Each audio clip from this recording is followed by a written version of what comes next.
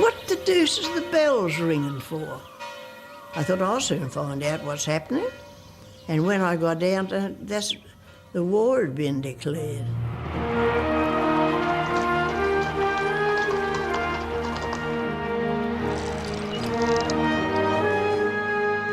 I said, well, it's no use worrying about it, Mum. I said, somebody's got to do it. But she didn't say anything, but she had a little bit of a weep. Every family had a father, a son, or a brother, or an uncle, or a relative in. So practically every family was affected. We felt very proud that they were, well, doing their duty to the empire.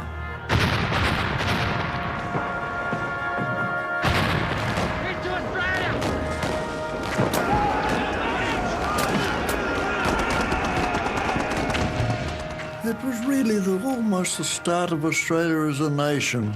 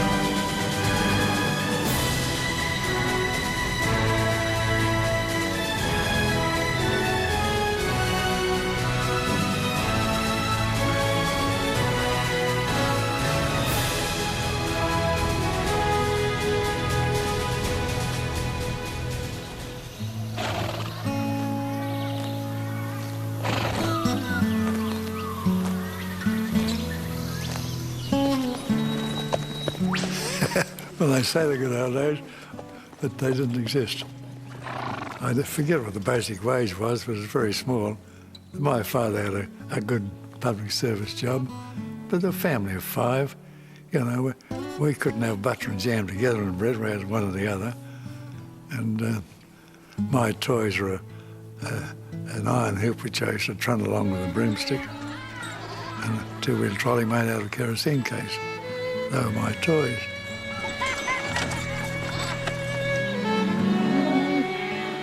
We were busy all the time. Even when I was 7 or 8 years old, I used to have to get up about 6 o'clock in the morning and help milk the cows.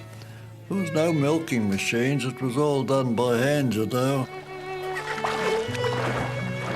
More self-reliant, I think. We were brought up different anyhow.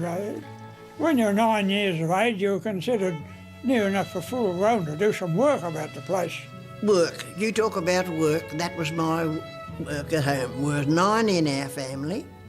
I was the eldest girl, so I don't have to tell you any more, do I? And I could read. I taught myself, you see. And I had a little bit of an education. I left school at 9 years old, just when you'd start to learn anything, you see. And there were 60 used to go to the little school, and only one teacher and a sewing mistress. There were no migrants there except British, either Scotch, Irish or English migrants. Australia was essentially looked on Britain as the mother country, and they talked of Britain as home, even though they'd never been there.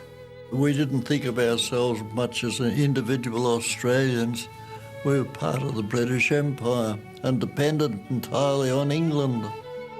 The King, God bless him, the Empire, and then the land we love, Australia.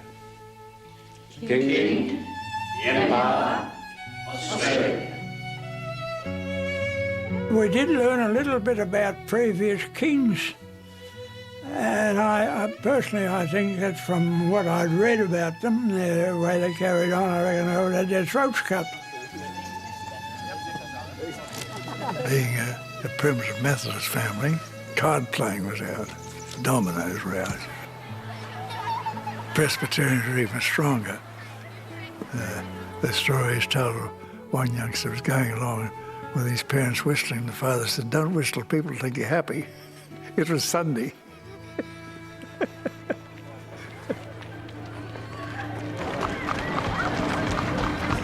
By 1914, Australia was the most urbanized country in the world.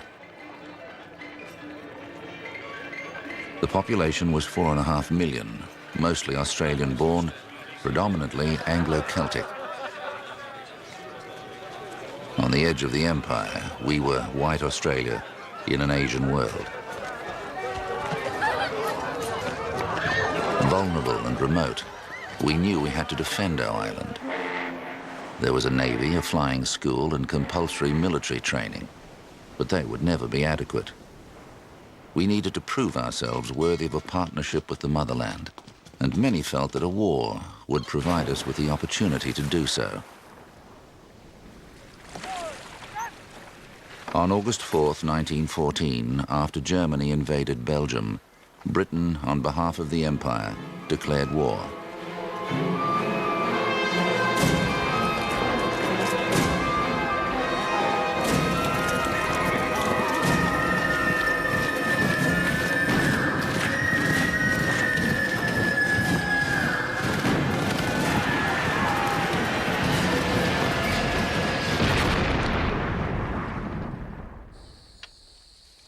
We answered enthusiastically.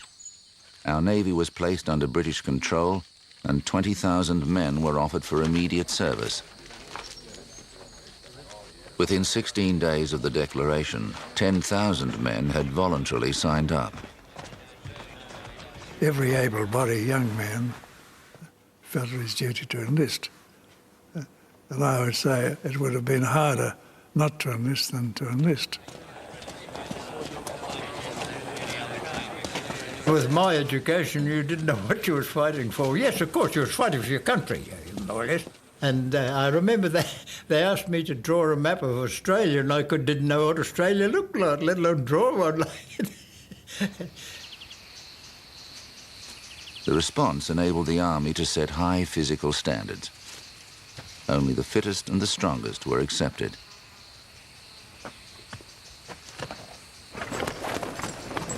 They joined the newly named Australian Imperial Force, the AIF. Imperial to remind them of their dual duty to nation and empire. They were largely working class and single, most aged between 18 and 34, and their reasons for joining were as varied as they were. Oh, they did want to go, you see. It was the money. They was getting such a pay, you know. You only get a few pound a week in those days, and when they got this money, they all wanted it. They didn't know what war was like. They'd never been to war. The town boys, they weren't quite the same as when you're in the country. I mean, you're brought up with a gun in your hand, as the saying is, and you like shooting, so you thought you'd have a bit of practice when you went away on some of these Germans. They did not take easily to army life. They knew they were civilians, not regular soldiers. The army, they believed, was their employer, and they resented most attempts to discipline them. Parade ground spit and polish did not sit easily with their desire to have a dig at the Hun. Fighting the Kaiser, who'll come a-fighting the Kaiser with me, and we'll drink all his beer and eat up all his sausages. Who'll come a-fighting the Kaiser with me? After only 3 months, they prepared to leave Australia. Their training was incomplete, but they went with their country's blessing.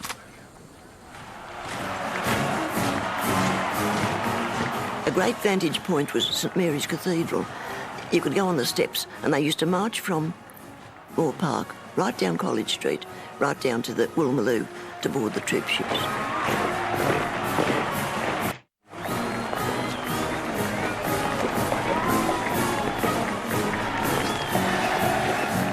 On November 1st, 1914, Australian and New Zealand troops set sail in the largest convoy ever to leave our shores. Many on board believed the war would be over before they arrived.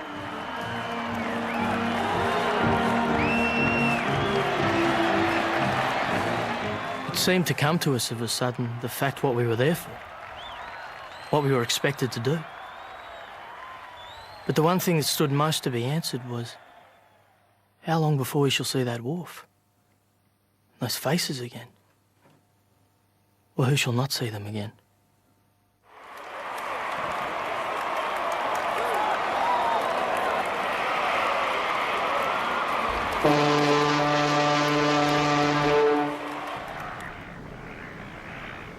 Their departure was delayed 4 times for fear of German warships in the region, and they were right. Prowling the oceans as a lone raider, the German cruiser Emden had sunk at least 15 ships and was hungry for more.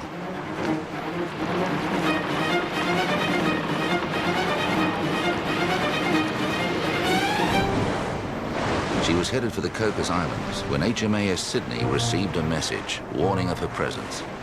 Battle was joined.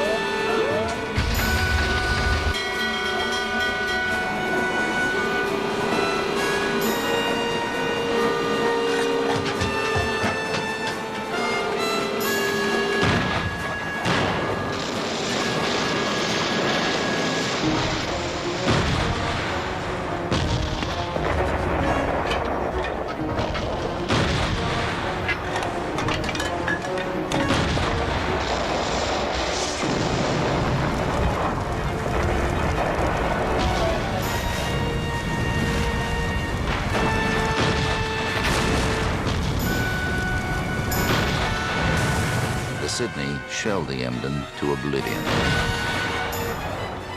The whole thing didn't last 40 minutes, but it was a busy 40 minutes. She was a shambles. It must have been 40 minutes of hell on that ship. For out of 400 men, 140 were killed. The survivors were practically madmen. I've seen my first naval engagement, and all I can say is, thank God we didn't start the war. It was a resounding victory, and our first. Any opposition to the war was swept away in a rush of patriotism. The press and the government helped it along with a flood tide of propaganda that portrayed Germans as barbaric and bestial Huns. Australians took to hating anything German with a vengeance. I lived next door to a family of Germans and I didn't like them. Didn't like them at all. They were real Germans. I don't know whether they were interned or whether they went over to Germany just before the war started or what, but I never saw them again. Australian Germans were assaulted, abused and ostracized. German street names were removed. German pianos smashed and people spied on their neighbours. By October, 4,500 residents had been interned. Just felt sorry for them, I did. I don't know what other people thought. I did hear people, they serve them right. Shouldn't be a German. For now, though, these were the only Germans Australians would encounter.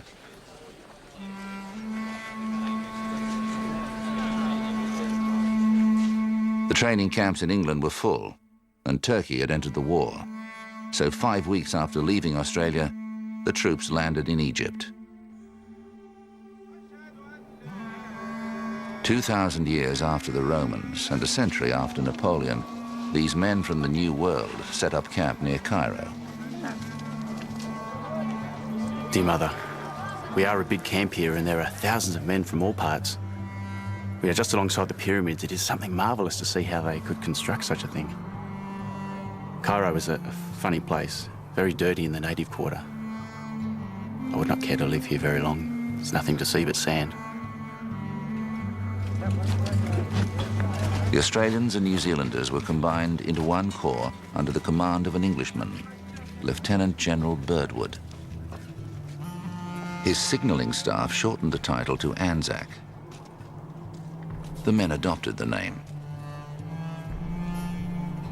Alarmed by the lack of preparation, Birdwood ordered immediate and exhausting training.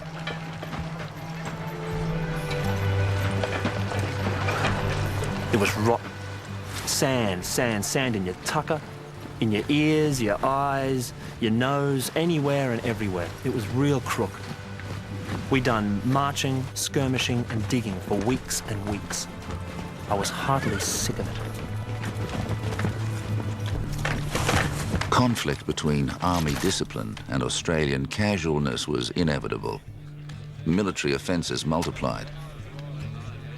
Some of the boys were coming on parade in all sorts of headgear. Helmets, caps, etc. The CO would ask them where their hat was. "I lost it, sir," and so on. "Well," said the Colonel, "well, you will have to get a hat. I'm not going to tell you how to get one, but get one." That night the Colonel's hat was stolen and has never been found since. They had left Australia with dreams of glory, but the realities of heat, sand and dust and the sheer monotony of training brought out other aspects of the Australian character. With or without official leave, they descended on Cairo, filling up the hotels, the brothels and the streets, where they gambled and fought. Oh, I don't know. God, we had the something nice to Both people's on that. A little bit more. I wonder if it'd be too much trouble to ask how much? 20 piastres. Money. Crop Sesame, Bob. Barney, cut it out. No. This is wartime.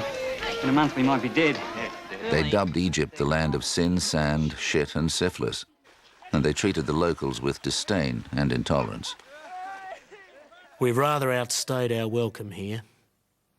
The natives are no longer fulsome in their admiration now that our money is gone. The pyramids and the Sphinx no longer charm us, and the niggers and their beasts are only a nuisance. In February alone, 131 disciplinary cases and 24 men with venereal disease were sent home to Australia in disgrace.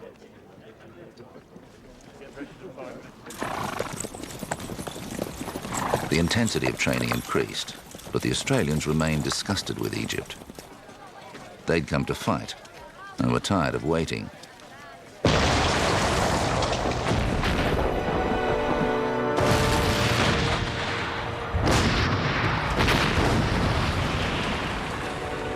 In Europe, the war was now a deadly arm wrestle.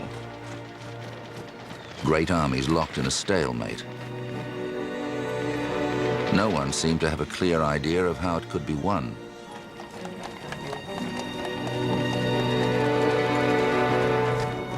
Searching for an answer, the British War Council turned to the Dardanelles. If they could control this narrow strip of waterway, then they could eliminate Turkey from the war, open a supply line to their Russian allies, and attack the Germans on 3 fronts.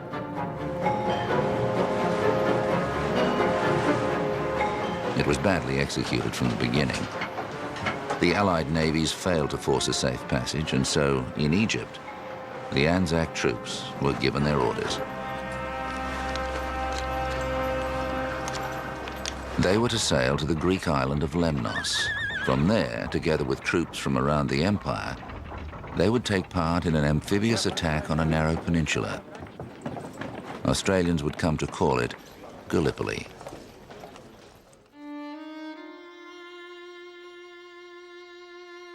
We're about to leave for the front, and nothing could give me more infinite joy than to tell you this glorious news. As we've been told that we'll probably land under fire, we are full of joyous expectancy.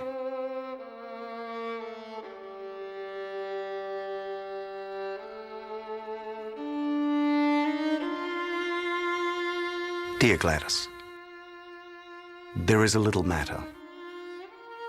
We're about to take part in some very severe fighting, and there's no doubt that those who come through it alive will be very lucky. If I should go under, there's no need for me to say of whom my last thoughts will be. Mere written words could not convey my feelings regarding you, dearest. I know that you know, and that is sufficient. They were told they would land on an open plain and face an inferior enemy. But this was what awaited them. Sheer cliff faces, a tangle of ravines and gullies. The Turks knew an invasion was coming and were well prepared.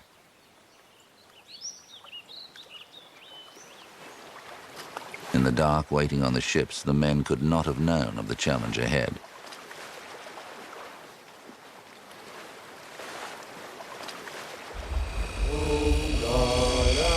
We're getting very near to our destination. Some of us never to return, I expect.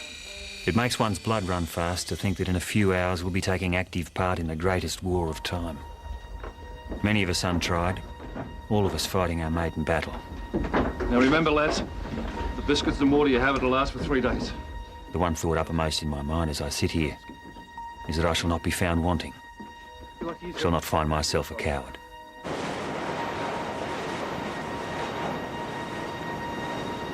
At 3:30 a.m., the boats pushed off in silence and were steered towards the wrong beach. 50 meters from the shore, the Turks saw them.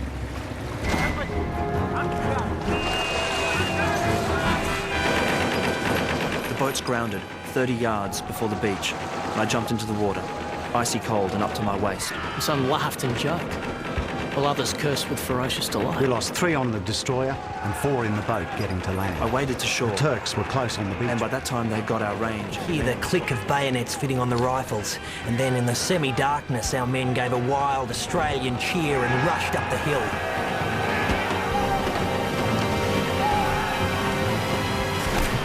The 3rd Brigade was the first to land, and they started right with a bayonet charge. Without even firing a shot, captured the first trenches. One does not forget these things. All we thought of was to get at them. Over their heads, the naval guns kept up a barrage of fire.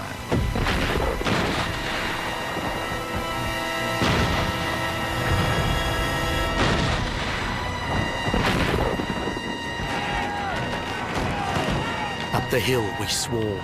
The luster kill is on us. Clean over a machine gun we went. Men dropped all round me. It was mad. Wild, thrilling. Into one trench and out of it. Oh, the bloody gorgeousness of feeling your bayonet go into soft, yielding flesh. It wasn't until I was near the top of the hill that I realised in the excitement I hadn't even drawn my revolver.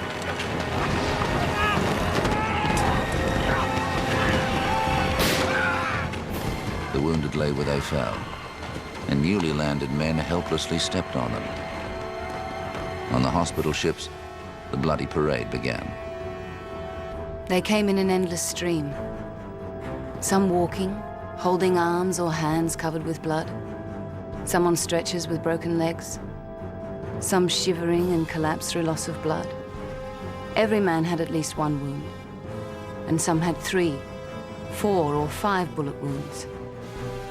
But nearly all were smiling and very cheerful.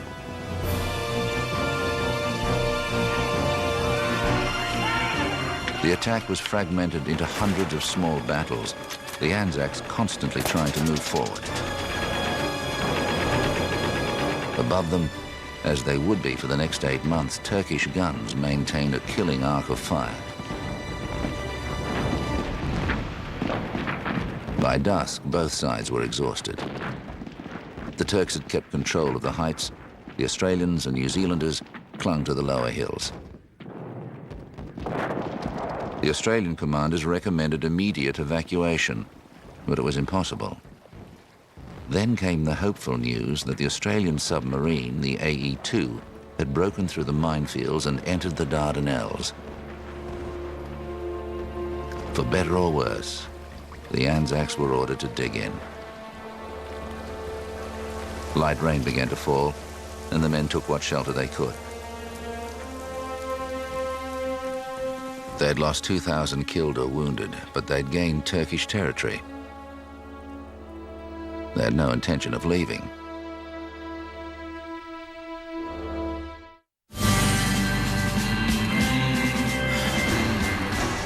Oh, yeah, I quite enjoyed it, as a matter of fact.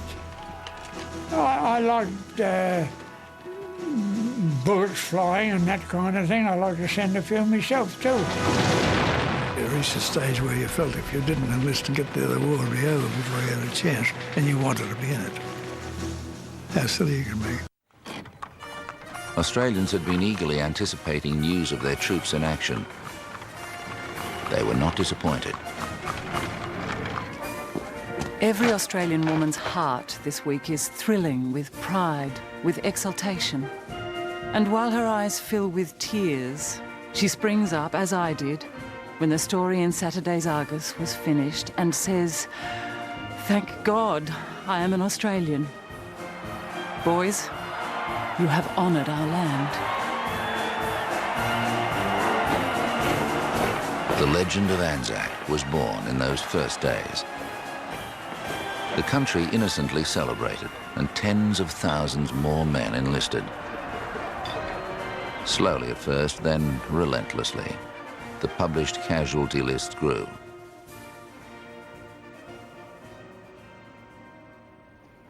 My brother Rex, he was on his way to Gallipoli as reinforcements. He wasn't at the landing, thank goodness. And he was on the way when Leon wrote home and said, "Don't let Rex enlist," because, you know, he was experiencing the nasty things that happen in a war. All you thought about more than anything was the news you was going to get about the ones that was over there. It wasn't the country you was thinking of, it wasn't the Queen, the King, whoever it was. It was whether they'd going to come back or not, who else was going to die. Over the next month, the beachhead was made relatively secure.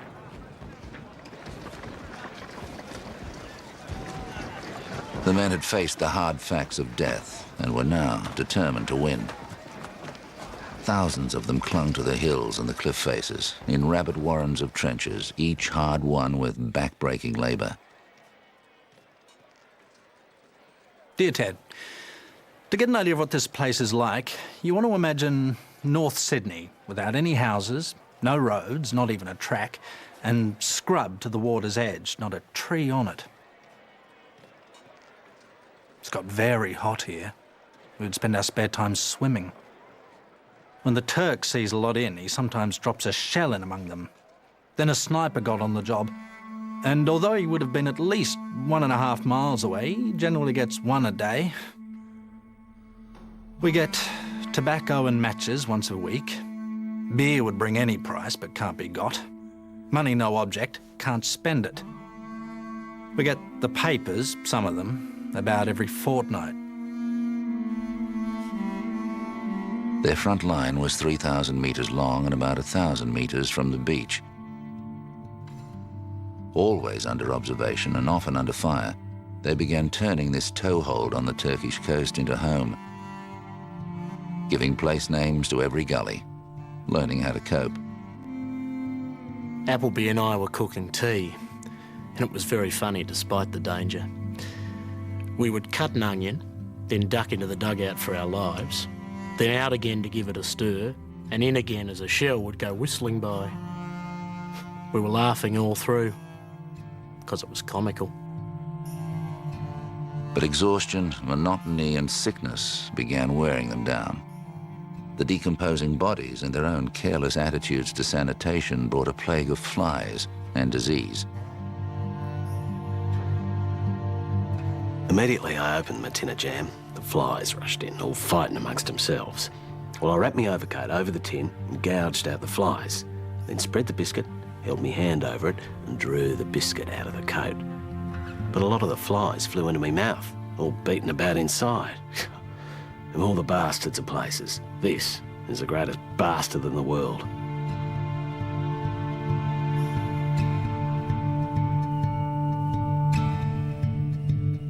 To go down for a swim, one has to go through the cemetery of those that went under during the first landing. They're buried together just as they fell. Colonels and privates side by side, no distinctions. Here and there one can see a brass nameplate sent from home and erected by the fallen one's friends. Anzac is every day becoming more like a town. The huge stacks of cases and stores make us think when we go down there that we're going into civilization again. There was virtually nowhere a man could stand, nowhere to relax. One's nerves get very nervy, having to be on a continual strain of looking, watching and listening all the time. You'll see some chaps walking along when all of a sudden they will duck behind something and get under cover when it is only a steamboat blowing off steam. Everyone laughs at the time, but still nearly everyone gets to doing it at some time. He was a little infantry lad, quite a boy with snowy hair. While I was going out for water, he stepped out of the dugout and walked down the path ahead, whistling. I was puffing the old pipe. Well, he suddenly flung up his water bottle and wheeled around and then stared for one startled second, even as he crumpled at me feet. In seconds, his hair was scarlet.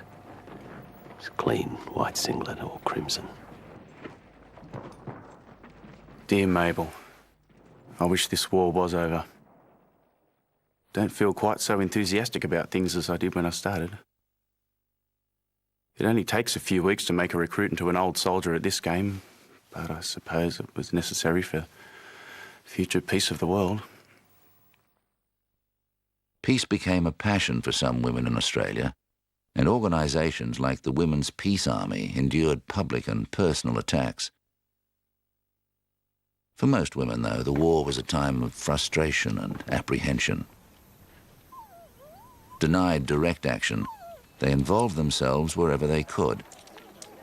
The Red Cross quickly developed a national network of branches, and women and children provided soldiers comforts and raised money. Their efforts were relentless. Oh, look, the word raffle was a nightmare. They'd raffle their grandmother if you'd let them. Anything. Oh, I know what we'll do, we'll have a raffle. And then someone, usually one of the bigger farmers, donate something, and they'd raffle it, no matter what it was. They raffled a cow one time, I remember, because we won. My father won the cow. She was a white cow. I can remember that as well as anything. Everybody knitted. Everybody. Some of the socks that weren't so comfortable, I believe. But you did your best.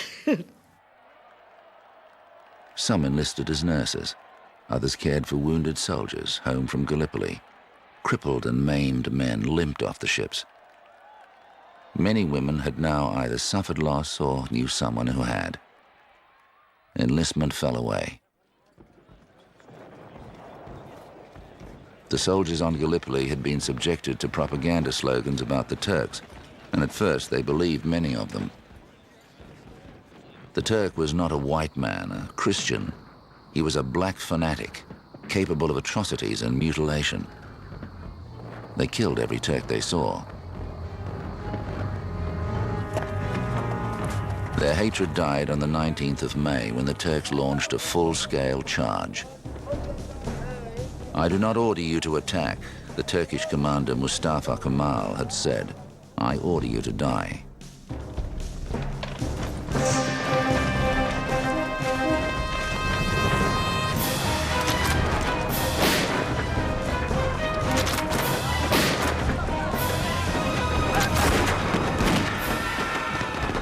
In the face of lethal fire from the Anzacs, they did die.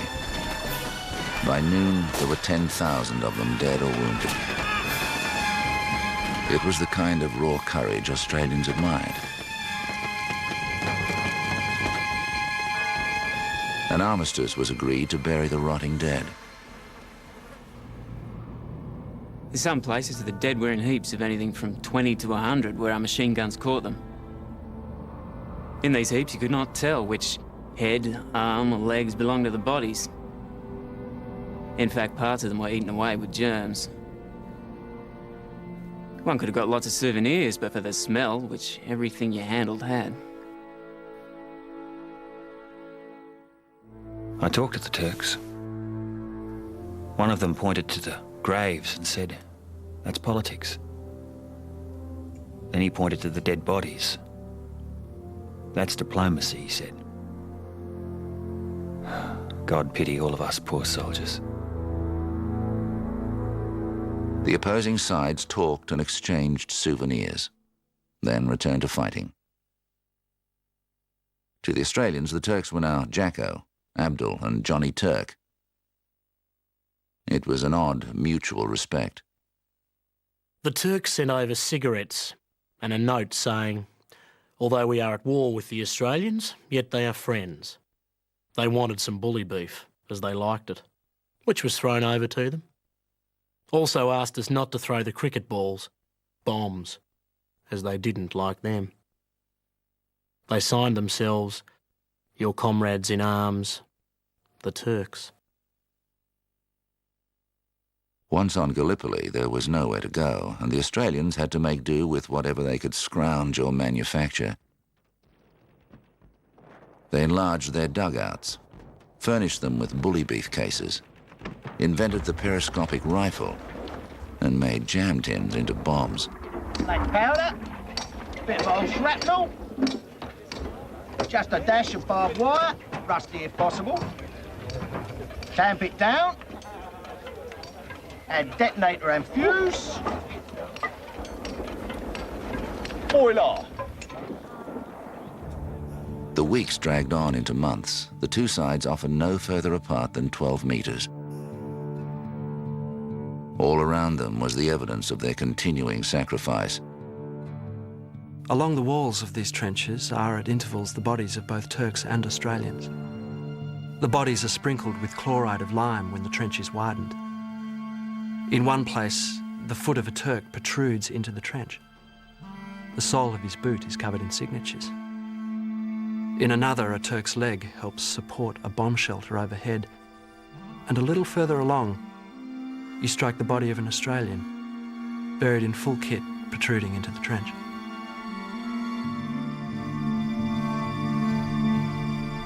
Stretcher bearers carried water up the hill and wounded men down.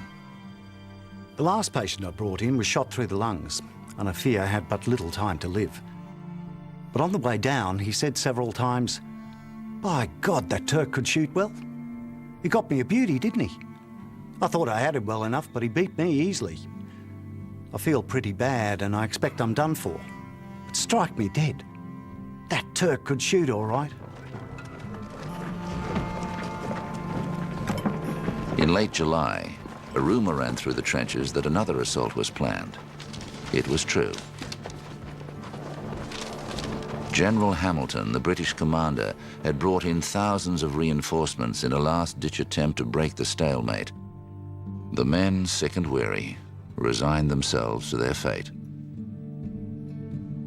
The Empire forces would attack at different points, try to break the Turkish lines and advance towards Constantinople. The British would attack at Suvla Bay and Cape Helles, while the Anzac objective was the hills above Anzac Cove. On August 6th, the Australians were to charge the Turkish trenches at Lone Pine. We were ordered to get ready. We started sewing white patches on our shirts, one on our back and one on each sleeve. We sat in our saps and trenches all night and shivered. I can't say we slept. At any rate, I didn't.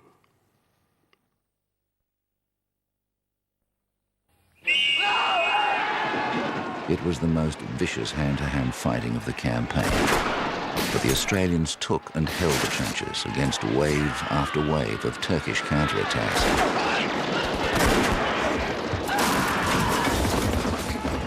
7 Victoria Crosses were awarded after the battle. Other attacks had failed to achieve their objectives. The offensive was falling apart, but still more sacrifice would be made. On the following day, 600 men of the Light Horse Brigade were ordered to attack the Turks at a place called the Neck. Come on, lads. Unload your rifles. Nothing up the spout. We're going in for the bayonet. No bullets. Unload.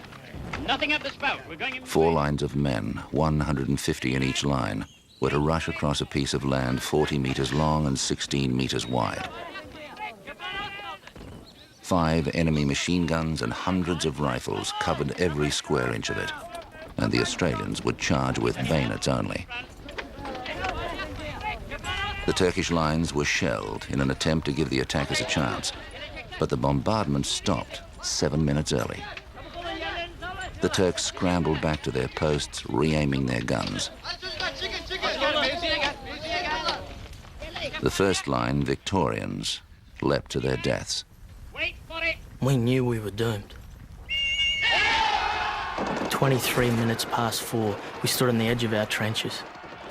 In a few short minutes, the crackle of musketry turned into awful roar. Most of them fell dead or dying within the first few metres. The second line, also from Victoria, leapt out 2 minutes later. They advanced little further. Not one got back, except those that didn't get as far, or who were wounded and dropped into dead ground and returned on their bellies. I'm ill. The officers that are here are ill. The whole regiment is ill, the Army Corps is ill, and the news is ill.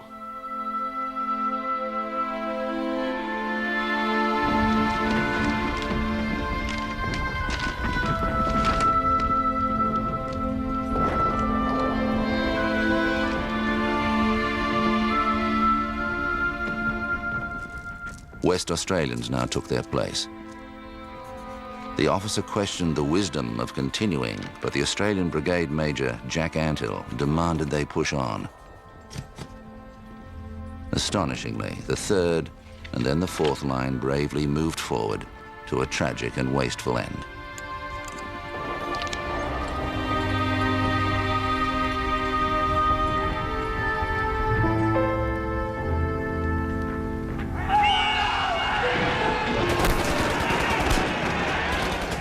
Imagine what it was like.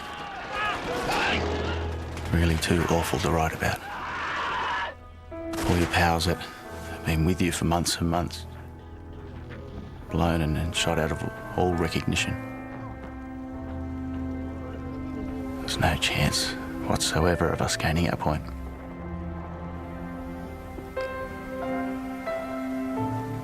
But the roll call after was the saddest. Just fancy only 47 answered their name out of close on 550 men. When I heard what the result was, I simply cried like a child.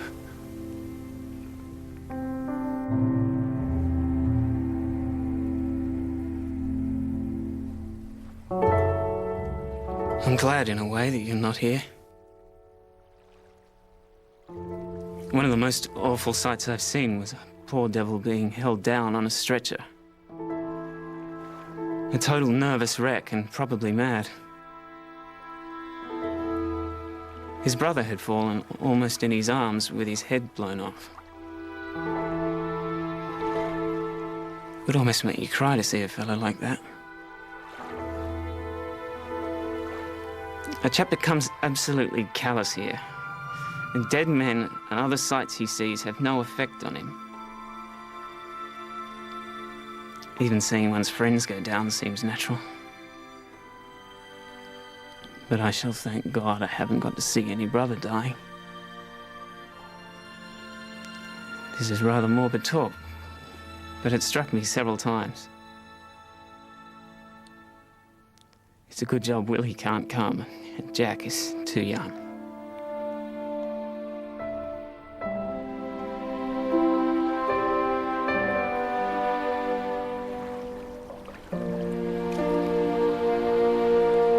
More than 300 Australians died in an area the size of a tennis court, their bones visible still, years later.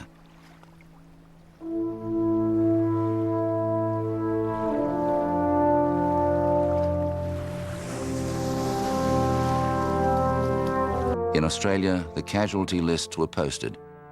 Among them was Ray's brother, Norman.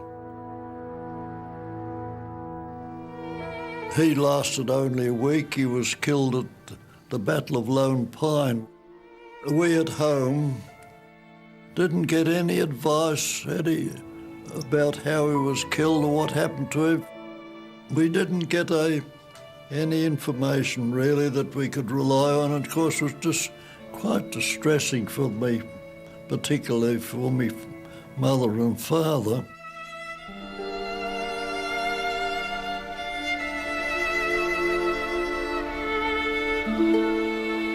The minister or the priest when there'd be a fatality, they used to come and break the news to the people.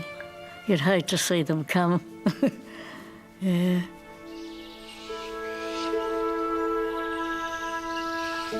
Poor old Mrs. Brewer.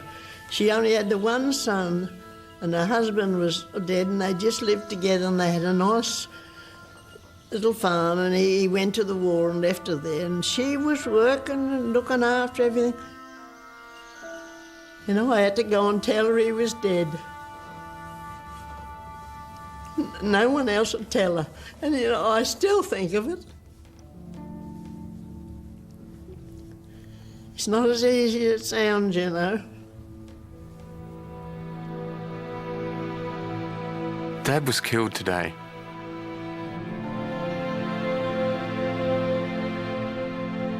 I worry a good deal about Mum and Reen, and I hope that they will take this awful news in a good spirit. Anyhow, Dad died a glorious death and for a worthy cause, and I know he didn't begrudge his life. God bless dear old Dad.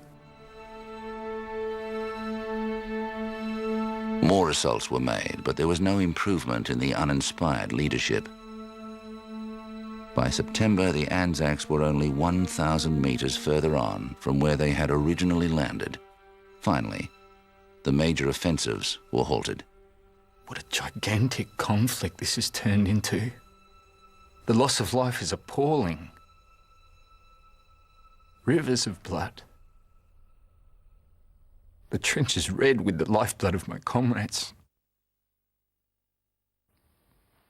Sometimes I weary so of it all and long for peace.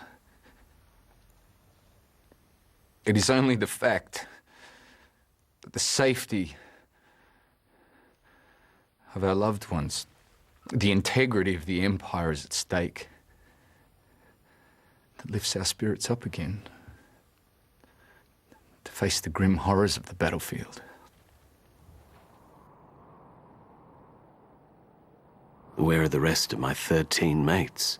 Myself, I consider lucky, getting away from the acres of dead men. And now I go back there. God only knows what is in store for me. 200 a day were evacuated due to illness. We've been inoculated again, this time against cholera. We'll be immune from all diseases shortly. Pity we can't be inoculated against bullets. Blame finally began to fall. There was open criticism in the British press, and General Hamilton was replaced. Not that these things mattered much to the soldiers. In November, the snow fell. Men froze to death, and 3,000 were evacuated with frostbite and exposure.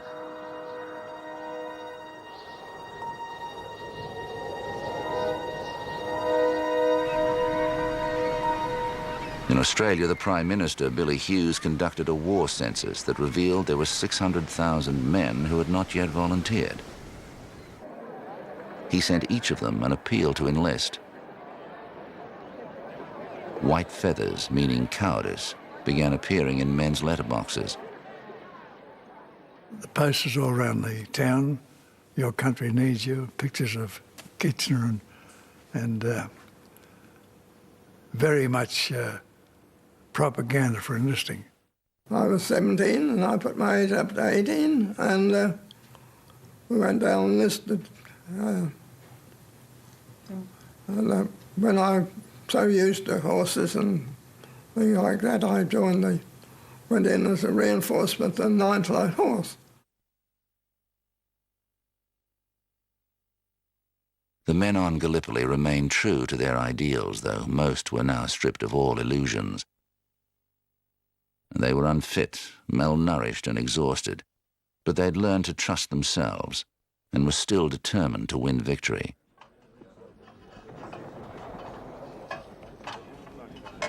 The British Army contains many good ones, but there are others who lack initiative, endurance and resource. And God help England if she relies on these last.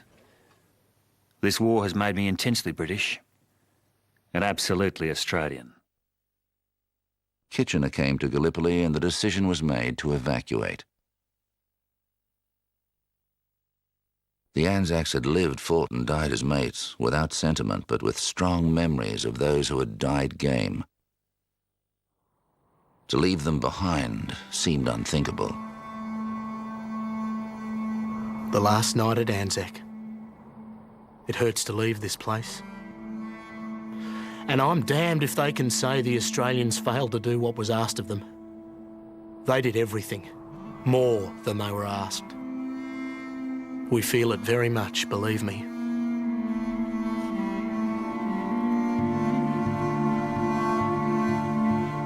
They cared for the graves of their mates, building small fences around them, erecting crosses. All that sacrifice and all that labour. All that suffering for nothing at all. The flower of Australian manhood dead. Wandering parties of Turks in search of loot trample over them. I feel bitter about it. The Australian evacuation plan was the most successful operation of the campaign, but for many Anzacs, it was a shameful time.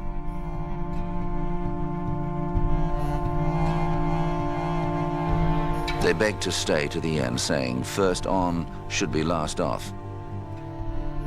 They did not yet know what the name Gallipoli would come to mean to their country, nor did they see the fires that awaited them. They simply wanted to soldier on.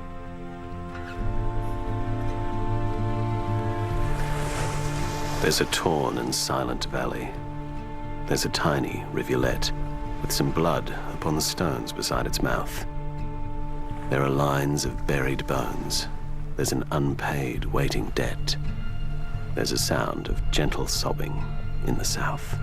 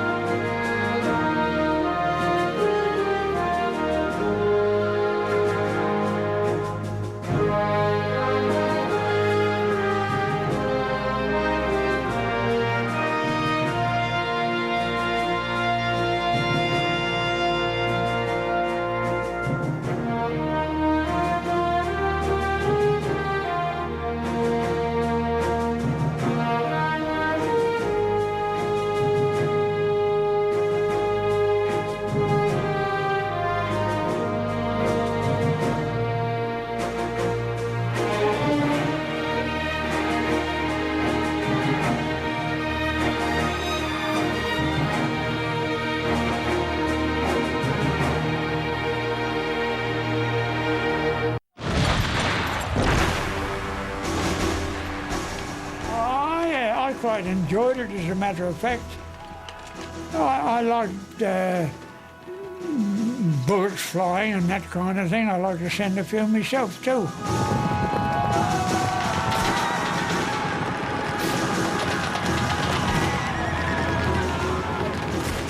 What are we fighting for? I suppose it's for the right to stand up on a soapbox in the Domain. The right to tell the boss what he can do with his job if we don't like it. And the right to start off as a rouseabout and finish up as Prime Minister. That's what we're fighting for.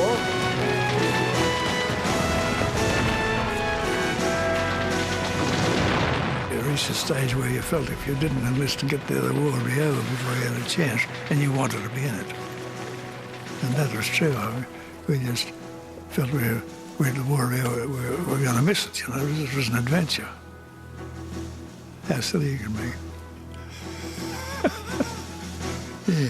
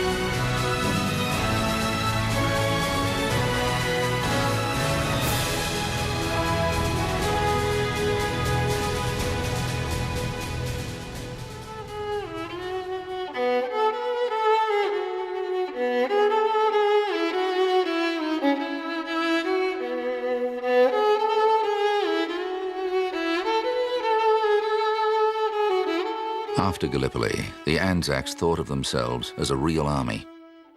They clung to their ragged Australian uniforms, proud of what they'd achieved in the face of failure.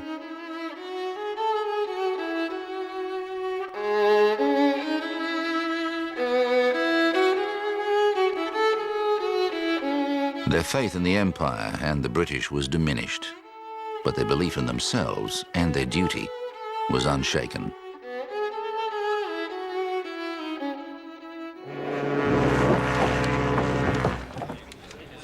Tired and debilitated, they were combined with new recruits and put back into training in Egypt. The AIF doubled in size. But it wasn't long before the familiar monotony and discipline had them discontented and impatient. It's about time we had another scrap. Our last was on November 16. And we're getting the fighting itch again. A big mistake has been made keeping us here for so long, for we are overtrained. And we have the damnedest own job to keep our men from going to the pack through staleness. We all long for orders to get away to the firing line. What they wanted was a chance to fight the Germans.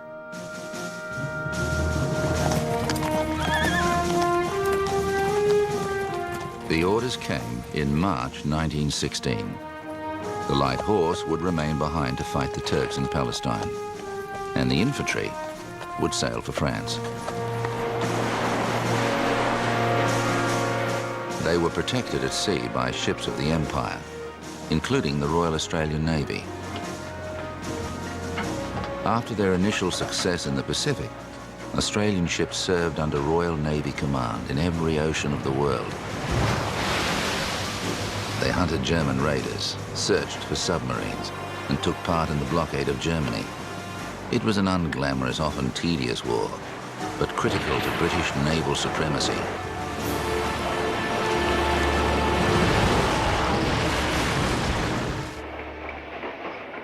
The Anzacs landed at Marseille and went by train to northern France, arriving in springtime. Gallipoli seemed another earth away.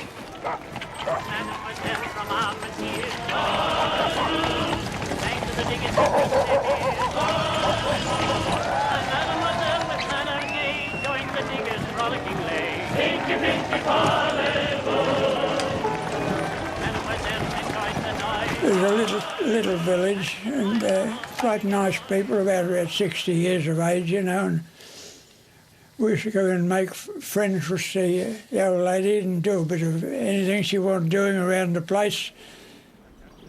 They were very nice old people. Oh, we got on very well with them.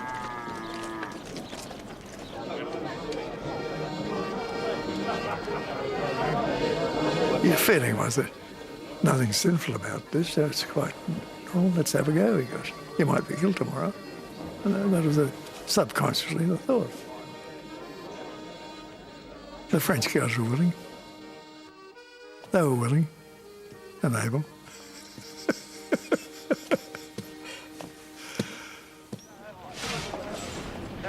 British command placed them into intensive training away from the front line.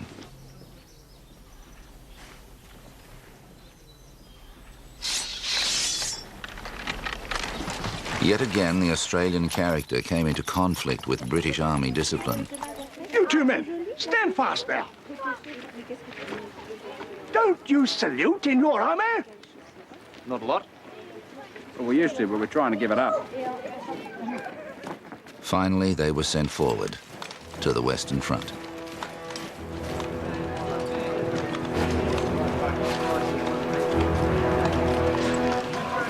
The front was a line of trenches 700 kilometers long, stretching from Switzerland to the North Sea. It was a soldier's nightmare, a bloody stalemate in which hundreds of thousands of men had already died for a few miserable meters of dirt. To break the deadlock, the British commander, General Haig, began a new offensive. His aim was simple: to break through the German lines.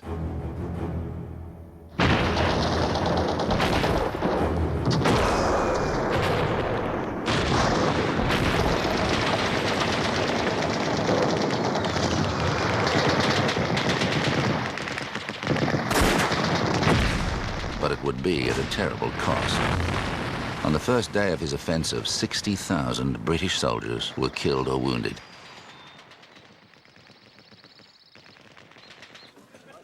The Australians were ready to fight.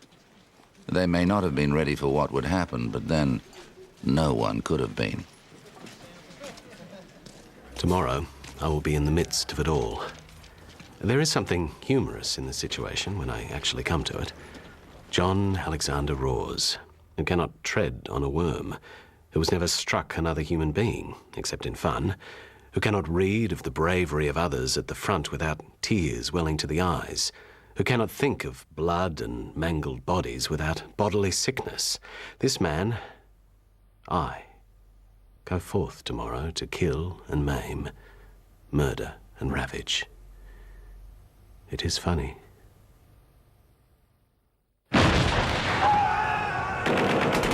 Their journey to hell began in a place called Fromelles.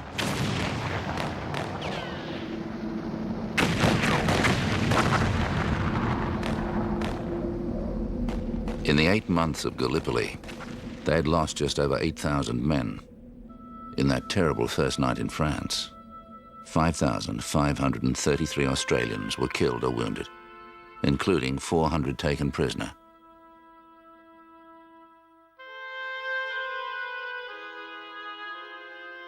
My division, 5,560 people in one night. My division, one bloody night, not a month or a year. 5,560 odd.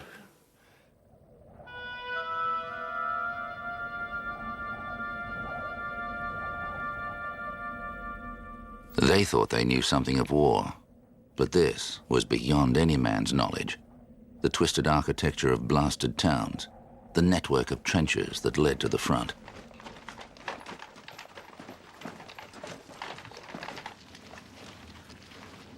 When an attack was on, they would move out into no man's land.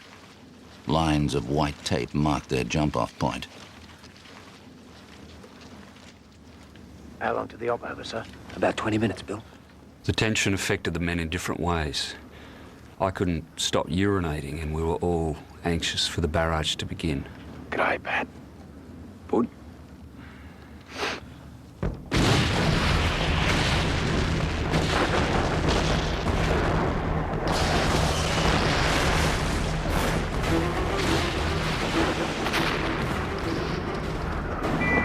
Let's go, fellas.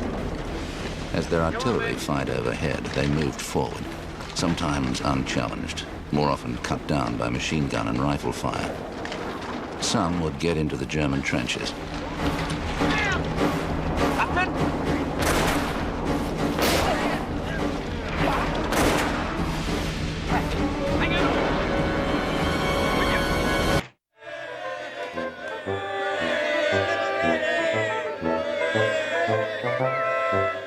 those first few months, they often moved forward where others had not. Amongst the rubble, they would hunt for souvenirs.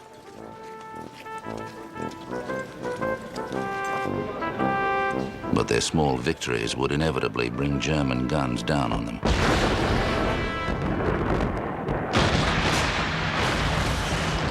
It did not take long for them to learn the phrase, shell shock.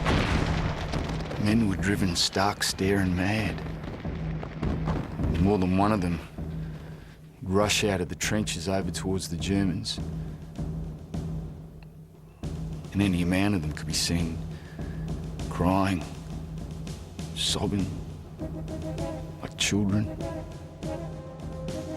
But still the Australians refused to give ground. Men were buried by the dozen, but frantically dug up again. Some dead, some alive.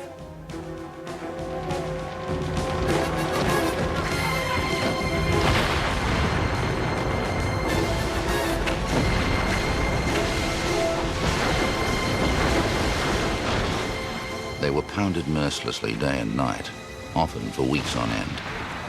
At its most ferocious, a barrage would drop shells on them at the rate of 40 a minute, collapsing trenches, burying men alive and tearing their bodies apart. All is buried and churned up again and buried again. The sad part is that no one can see an end to this.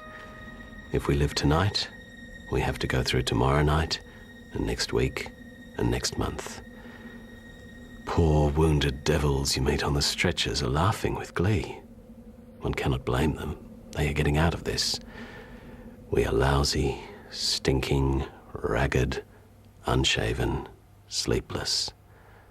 I have a dead man's helmet, another dead man's gas protector, a dead man's bayonet. My tunic is rotten with other men's blood and partly spattered with a comrade's brains. Rawes was killed a few days later.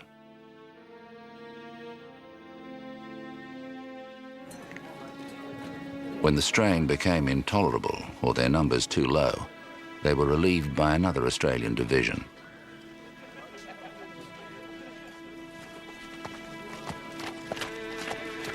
A few days later, when their replacements were themselves beaten into exhaustion, they were sent back. Though they knew what awaited them, they returned to the nightmare.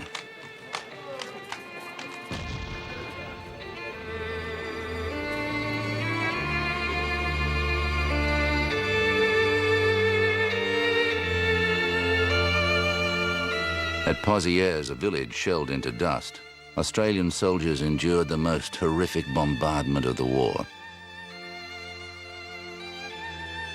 22,826 Australian men fell here to win 1,500 meters of ground.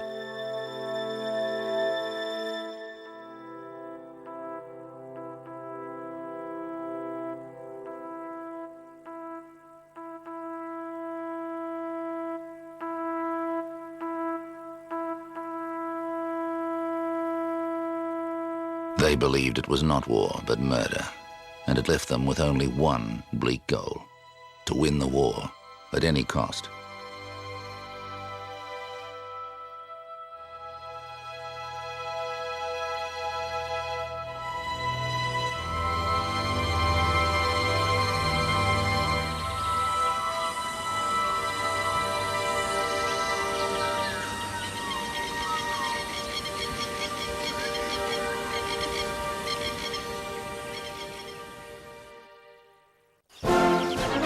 Prime Minister Billy Hughes had now seen the terrible losses for himself and went home to raise more troops. He had promised the British 9,000 men a month. Impossible without conscription. Parliament was hostile and he was forced to ask the people to decide through a referendum. The arguments began. People that had been friends all their lives was bitter enemies. There's one old lady, she had plenty of money, Mrs. Scott. She'd put some sort of an entertainment in the hall on, and we'd only have about 20 minutes of entertainment, and then she'd get up and talk. about the war, what they ought to do. And she wanted to send everybody to the war. She didn't have any sons of her own. She had 2 daughters, but she'd have them all there. I wouldn't like to be forced to go myself. I wouldn't have my heart in the business. Different thing, doing things off your own bat and being made to do it. I didn't like conscription. Hughes censored and suppressed his opponents. He was so confident he ordered a call-up of all married men between 21 and 35, even before the vote was taken.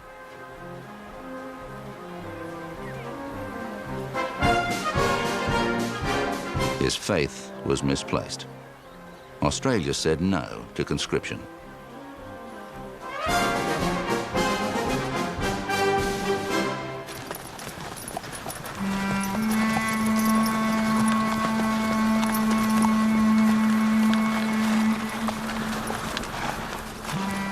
The sun rose, a ball of quivering fire.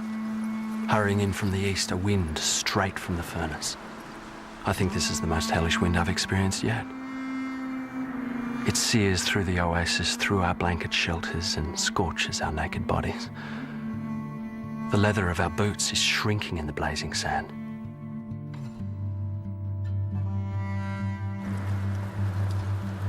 Temperatures over 50 degrees, sandstorms, sunstroke, and heat exhaustion were common in Palestine, and the men of the Light Horse struggled to keep themselves and their mounts alive.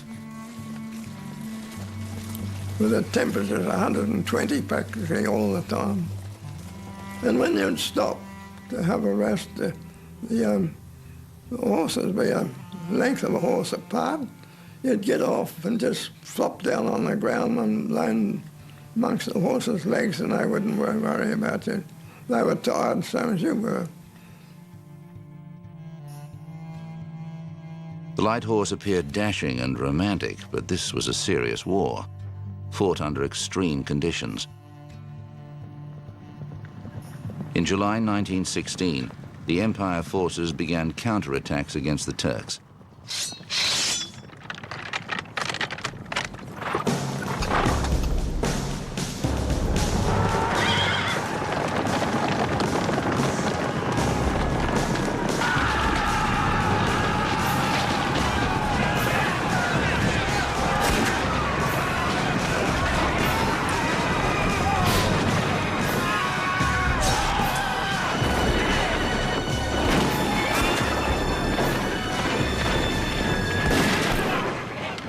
In a series of battles, they pushed the Turks out of Egypt and stood poised to move into the Holy Land.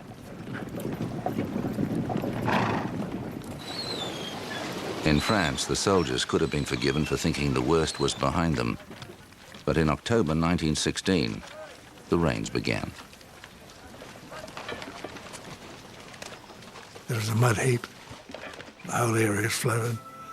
Shallows full of water. A lot of the shells didn't detonate. The ground's too soft to detonate them. You had to stay on duck boards. You couldn't get off the duck boards. If you did, you're up to here and you're immobilised.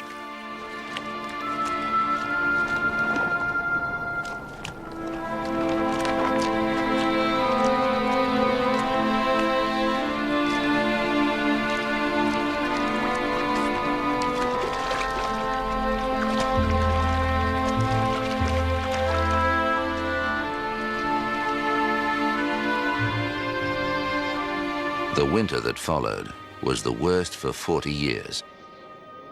Oh, it was cold, freezing. As far as the sun was concerned, it might just as well have been the moon. It had no feeling in it at all. They lived in a futile, despairing world where cold, mud, and death chased each other in hopeless circles.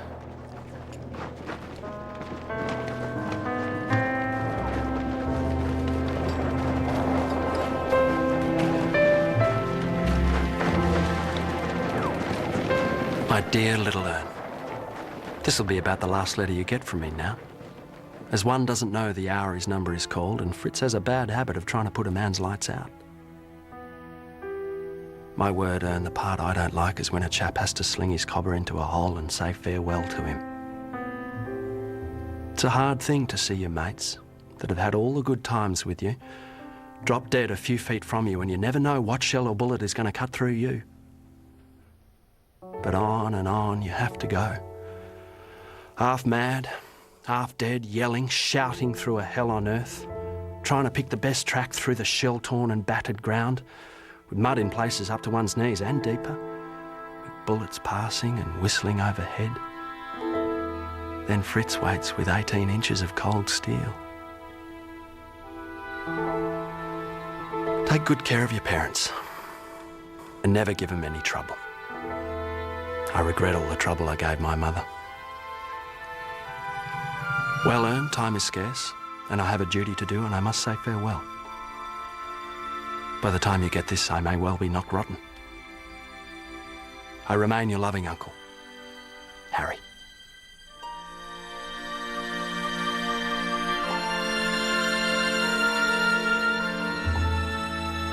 If I might only come to you with all my sins confessed, if I could only lay my head upon your loving breast, I wonder would you pity me or bid my soul have rest? We just go into the line again and again until we get knocked. We'll never get out of this. Just in and out, and somebody gets stonkered every time. Australia has forgotten us. And so has God. I wonder would you pity me or bid my soul have rest? If I might only come to you, then would my life be blessed? Some simply could not cope. A few shot themselves. Some deserted.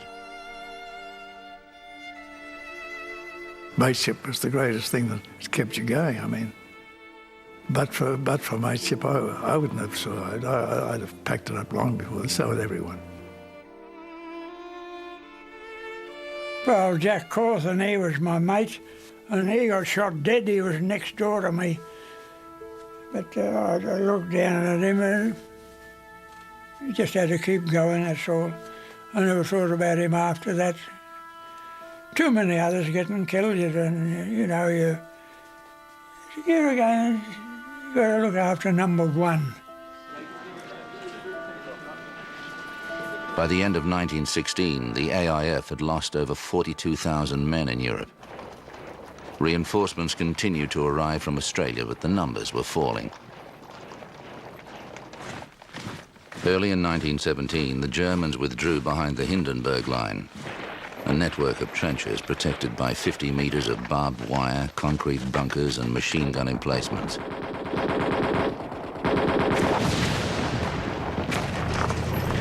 The Australians were ordered to break it near a town called Bullecourt. But British command refused to use artillery to support them, instead relying on the latest weapon, tanks. The Anzac commander, Birdwood, tried to reverse the decision but was ordered to proceed.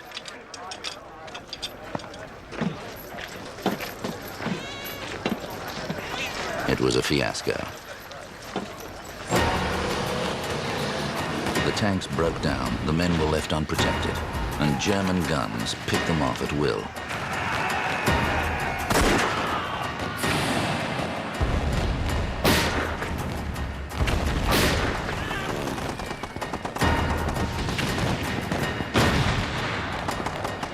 The Australians still managed to do what no other Allied soldiers had done.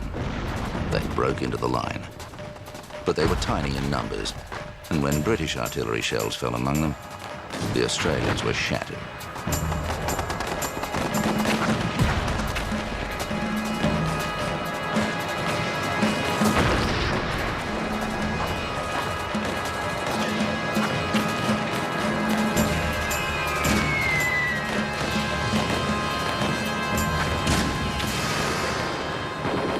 Bullecourt was used by British instructors as an example of how not to plan an attack. 80% of the Australians were killed, wounded, or taken prisoner, and the survivors were bitter. Other Australian troops were thrown in a second time, but the results were no better. Bullecourt savaged some of the finest battalions in the AIF, and though they loathed the British command for its wastefulness, their spirit and aggression were undiminished.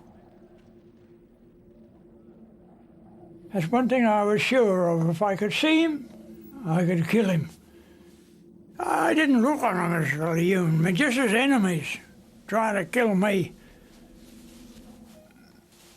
You can't allow sentiment to enter into anything when you're in a war. It's just a job to kill someone. That's what the government paid us for. In the months that followed, the Anzacs led the way across the fields of Flanders as the British enjoyed their first victories in a long time. Messines, Polygon Wood and Broadside Ridge all fell to the Empire. But again, the sacrifice was terrible. From August to November 1917, the AIF had 44,959 men killed or wounded. By now, the rains had fallen again. Every 20 paces or less lay a body, some frightfully mutilated without legs, arms or heads, and half covered in mud and slime. One dares not venture off the duck border, he will surely become bogged, or sink in the quicksand-like slime of rain-filled shell craters. The place was called Passchendaele, and the battles here buried the British offensive in the mud, along with hundreds of thousands of men.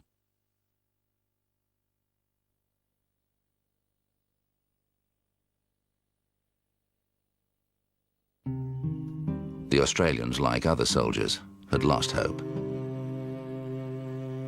They clung to their agreed task, fighting on till an end, whether their own death or the destruction of the world should come.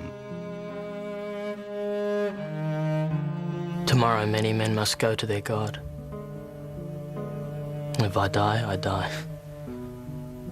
We all must die. The best we can do is to die with good grace.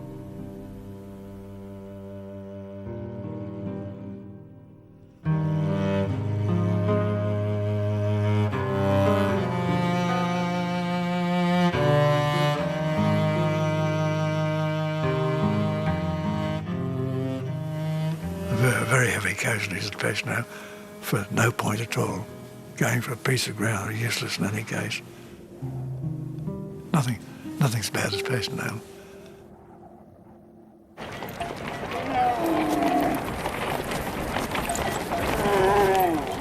The Middle East War had also fallen into a stalemate.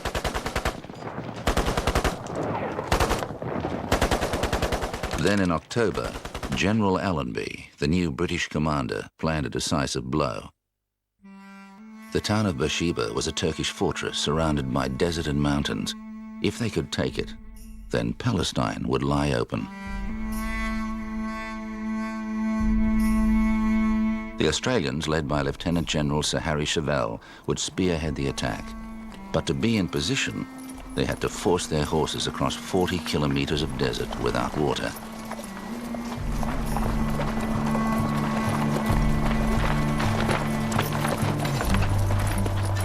The only supplies lay in the town.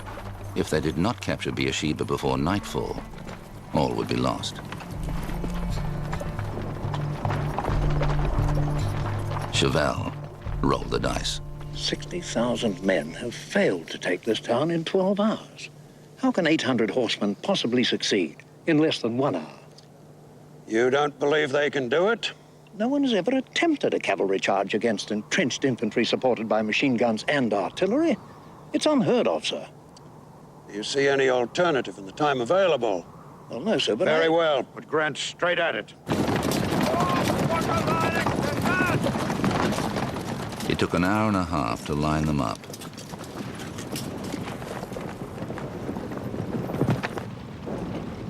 Then at 4:30, in a last chance for success, the order was given.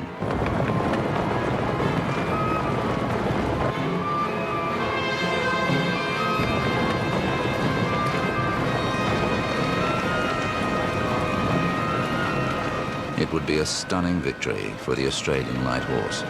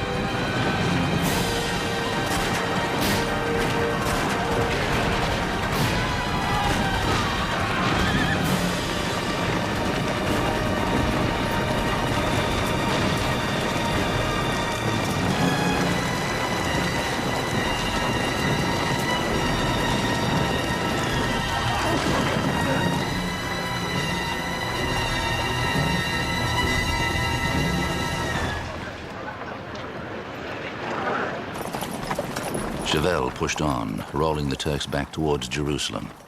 In the sky, the Australian Flying Corps bombed and strafed the enemy, supporting Allied ground troops, including Lawrence of Arabia and his Bedouin irregulars.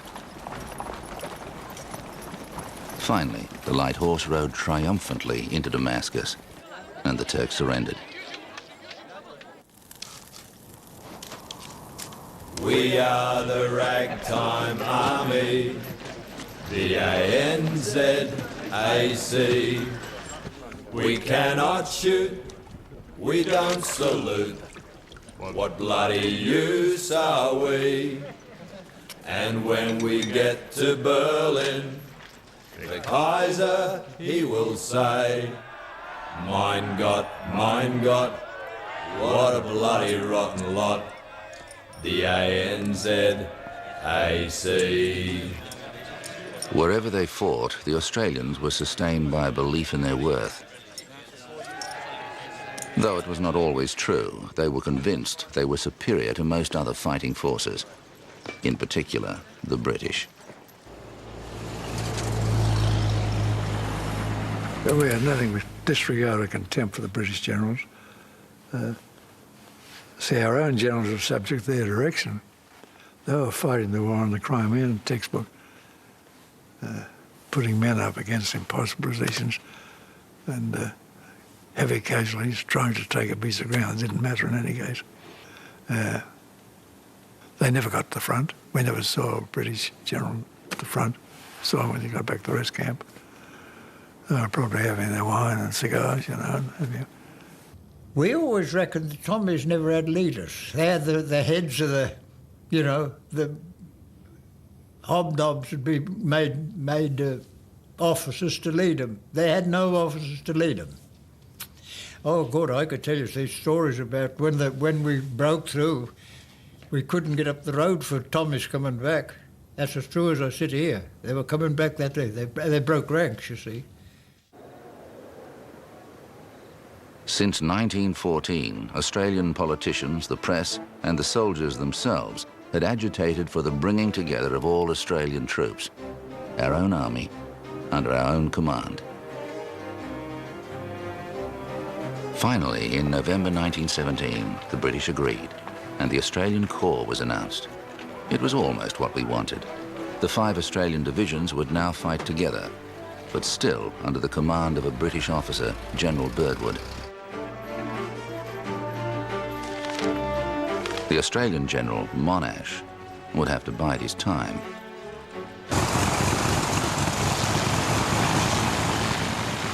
The Australian Flying Corps was carving out its own legend. Despite their image as chivalrous, carefree daredevils, the pilots were involved in a ruthless and professional war.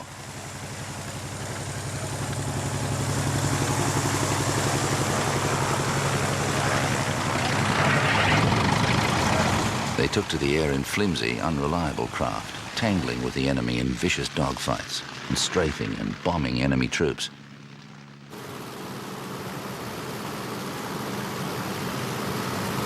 By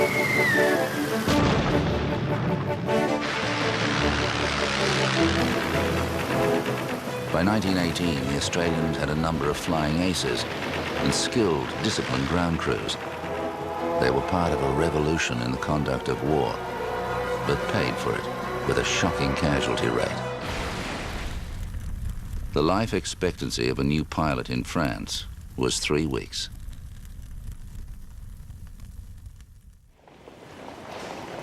In Australia, the people, like their men, appeared to be exhausted. What had begun as a naive adventure had taken a terrible toll in bitterness and grief. In this volatile climate, Hughes tried another conscription referendum. Australian women took to the battle with ferocity. To the man who pathetically calls himself a common soldier, may I say that we women who demand to be heard will tolerate no such cry as peace, peace, where there is no peace. Send the pacifists to us, and we shall very soon show them, and show the world, that in our homes at least there shall be no sitting at home, warm and cosy in the winter, cool and comfy in the summer. There is only one temperature for women of the British race, and that is white heat. We are proud of our men, and they in turn have to be proud of us. If the men fail, the women won't. I was against conscription. I don't think one ought to have sent them there and tell them to shoot someone if they didn't feel like shooting someone. The country split down class and religious lines.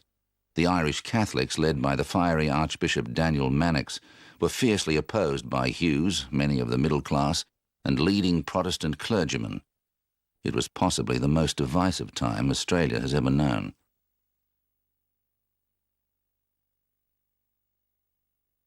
At the front, the men had no illusions. Nearly all voted against it. That's what buggered it up. You reckon the foolishness of it. It's a bloody when you think of war, what the hell they want to have more? And what a lot of them heads done. Oh, bloody hell, that was murder. Send them over like a hive of bees. The only chance we had of getting away from the shell fire and whatnot for a few days was when our battalion was too weak to hold a line and we had to wait for reinforcements. But if you're going to have conscription, they're going to be there all the time. We'd never get out of the line. Australia again refused conscription. The AIF remained a voluntary force throughout the war.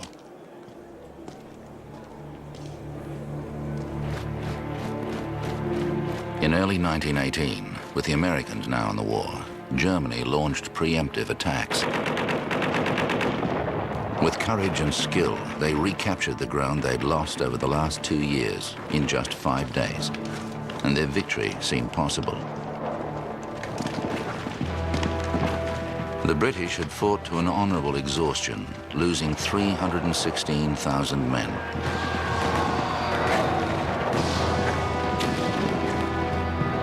Along the Somme, the Australians were thrown into the Germans' path, notably at Villers-Bretonneux.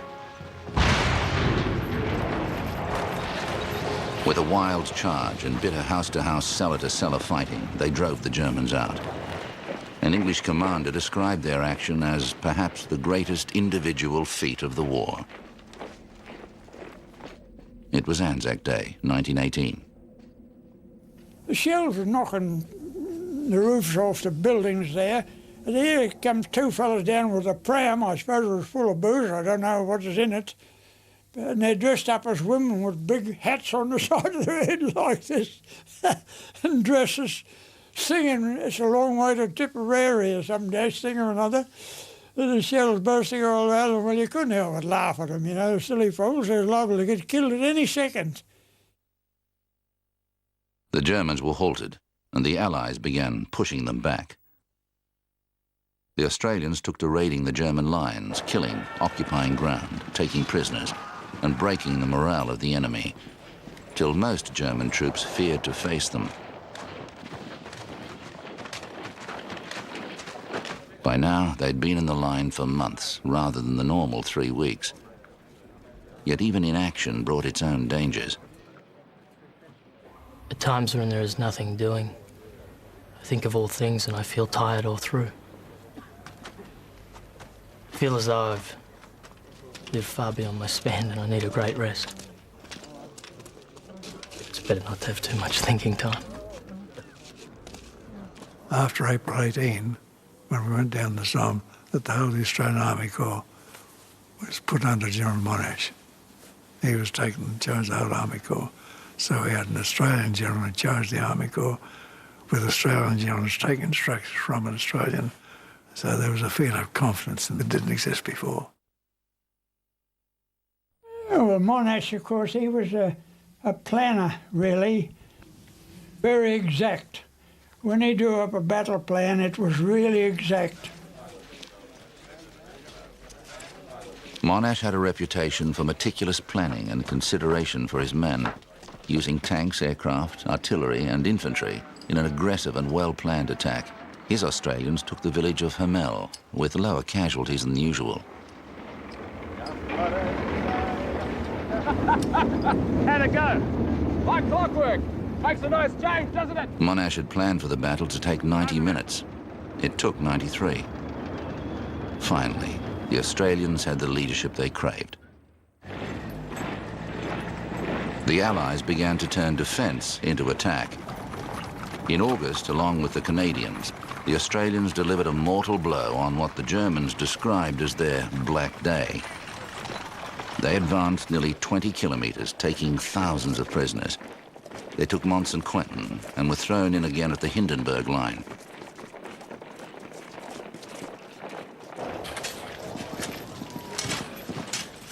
By August, the logistics was incredible. Village Brett, planes practically wingtip to wingtip, tanks, guns, howitzers, you name it. It was fantastic. So seeing this build up, there was a feeling of confidence. You know, they're waiting to have a go. And when the advance started, everyone felt ready. This is real. We're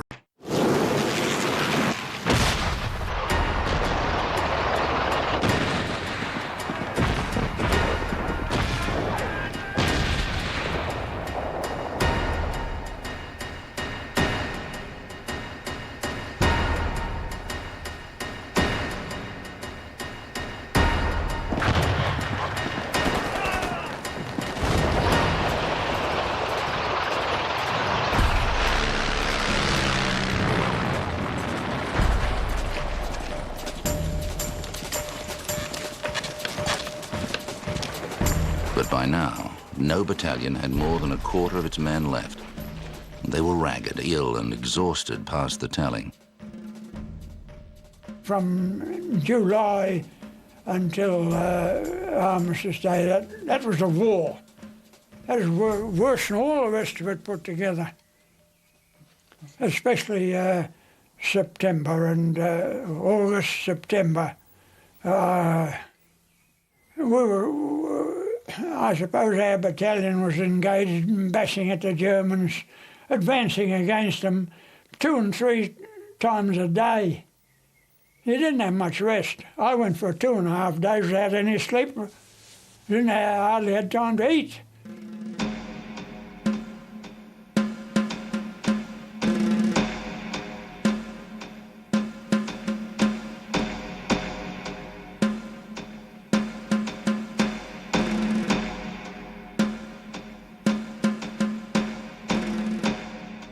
I feel as though I've lost touch with any life but the one of war.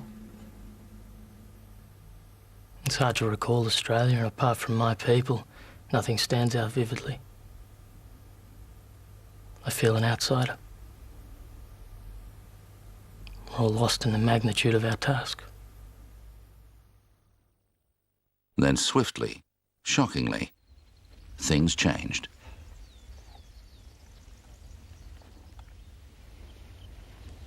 Boys, you've all just lost your jobs.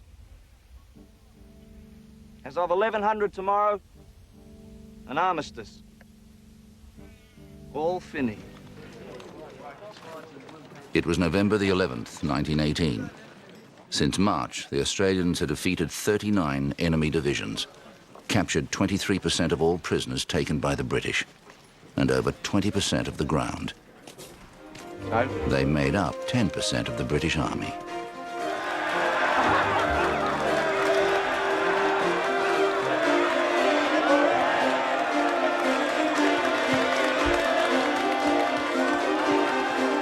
I had a fair supply of French francs. There were no shortage of attractive girls, and I had a good night. I didn't get back to the hotel, as a matter of fact, but quite a good night.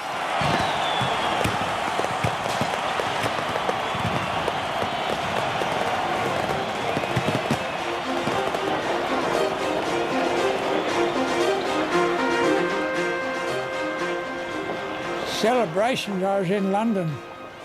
People, my God, they were thick as flies. Oh, they were cheering, and of course it was a great let-up for them. People just went mad. Everybody went to town, and they played up, they all laughed, and that was a great night, I can remember that.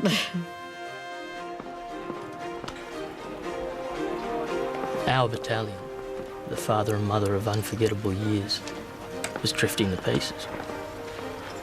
The links that connected us with the unforgotten dead seemed to be snapped one by one. As each draft left, mateship was surrendered, usually forever. It would take 2 years to bring them all home. We were a good while getting back. Being sergeants, we were kept back. Missed a lot of boats, several boats. Promised 3 different boats, and at the last minute we were pulled off. There were too few ships, and many men entered into training courses set up for them in England, the place they called Blighty.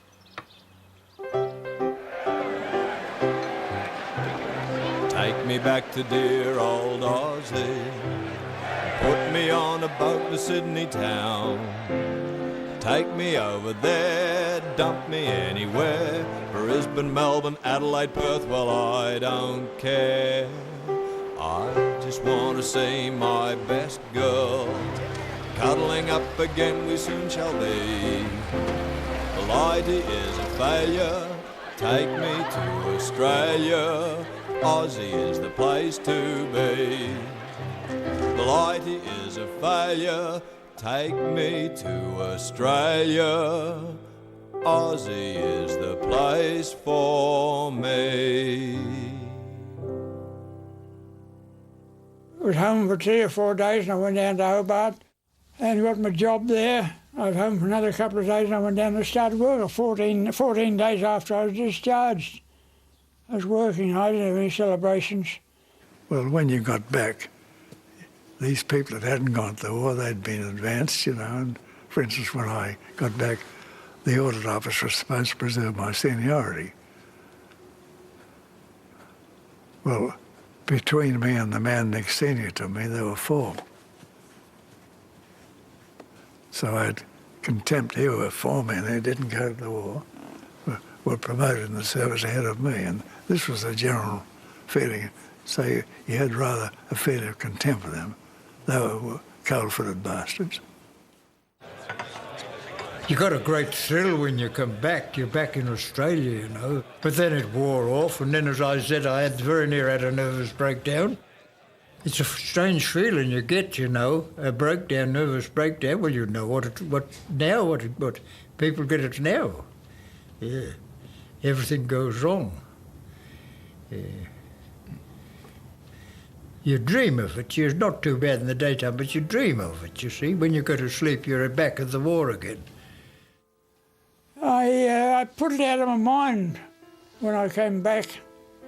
Put the war right out of my mind. That's why I never joined the RSL or never took any part in anything like that. War celebrations or that, I avoided them.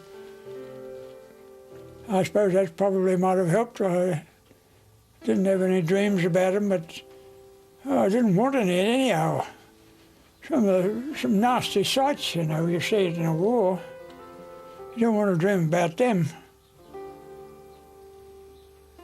we used to get the exhibition and watch the speed races, the bike races. And after the races one night, they put on a display of fireworks. And they let off the skyrockets all at once. Fortunately, I wasn't holding the baby. And the noise of those skyrockets going off was just repeated as steam exhaust noise. I fell at the ground and vomited. And that was 1924.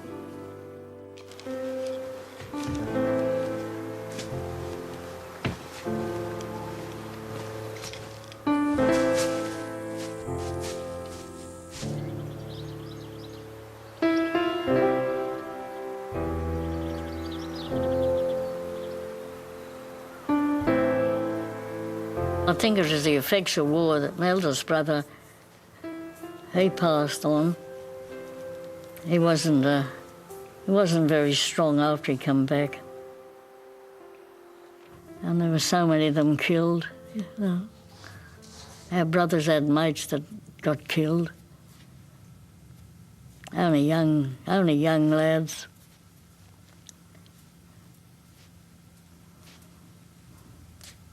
Lasted a long time, didn't it?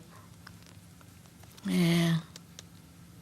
And what was gained out of it, I wonder, in the end?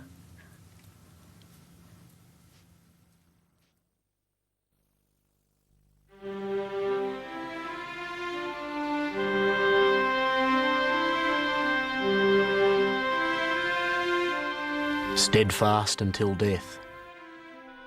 Just the men that Australians at home know them to be. Into the place with a joke, a dry, cynical Australian joke as often as not. Holding fast through anything that man can imagine. They're not heroes. They do not intend to be thought or spoken of as heroes. They're just ordinary Australians, doing their particular work as their country would wish them to do it. And pray God, Australians in days to come will be worthy of them.